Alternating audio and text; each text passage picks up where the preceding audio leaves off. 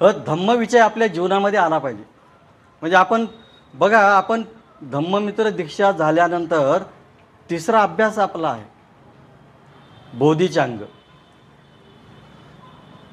काय बोधी आहे, काय अंग आहे, काय काही कुणाचा ताळमेळ नाही. हे कशासाठी शिकवतो आपण? हे असं आहे, हे धम्म पहिला बुद्ध आहे, नंतर धम्म आहे. आणि धम्म जीवन जगताना हे दुहेरी आहे बघा.